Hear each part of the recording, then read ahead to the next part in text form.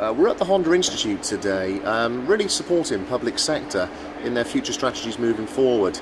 Key focus areas for us today are green fleet, in terms of the environmental considerations that people need to be thinking about moving forward. Grey fleet, which is a huge topic of conversation at the moment, and in terms of legislation surrounding risk and general driver behaviour and duty of care. Certainly we know from a carbon element, grey fleet vehicles are generally older on average, around about 6 to 7 years in comparison to standard fleet controlled vehicles. So certainly where it comes to older vehicles, carbon emissions are much higher.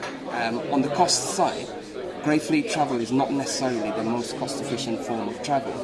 We know that even with the standard inland revenue rate, where staff are travelling much higher mileages in excess of 6,000 miles, it may be more cost effective annually to transfer them to alternative forms of travel. Grey fleet vehicles are not necessarily maintained to the same high specifications as fleet vehicles, which obviously has an impact on the safety of employees who are driving these vehicles for work-related journeys.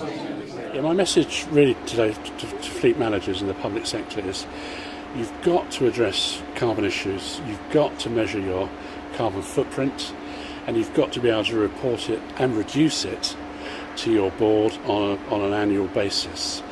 And that will mean obviously getting into low CO2 vehicles, or as low as you can order, fit for purpose. And use the guys that you work with, like ING, who can help you measure all this stuff. And if you don't understand it, lots of people don't, or you're having difficulties, just give them a call, because they know what they're doing. They've got this green product. I'm convinced they've got all the expertise you can need, and it's an issue that ain't going to go away. You really are going to have to take this seriously over the next few years. Today we've been showcasing ING GreenCARE, which is a new tool that we've just launched to help our customers measure where they sit as a fleet in terms of carbon output, but not just as a single entity, but against the entire ING fleet as a whole. The most important issues as far as grey fleet is concerned is really in relation to the documentation that fleet managers need to look at to ensure that the drivers are legally compliant. There are two major issues there in relation to documents. The first is driving licences, which is one of the things that fleets tend to cover off fairly satisfactorily.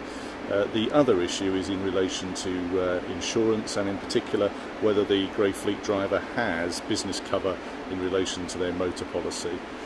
The problem that one finds if they do not have the business cover in relation to the motor policy is that there is a risk in the event of an accident occurring where the driver is driving on work-related business, that their own motor insurer will pull cover in terms of the policy, leaving the fleet themselves potentially liable under the term of vicarious liability, where they are responsible for the negligence of their employees.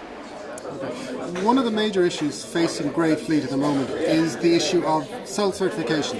The problem that you have with grey fleet is so many fleet operators, don't actually know what people are driving. All they do is they get their drivers to sign a form saying, yeah, I have a car, it's insured for business use, it's MOT, but there is nothing to back that up.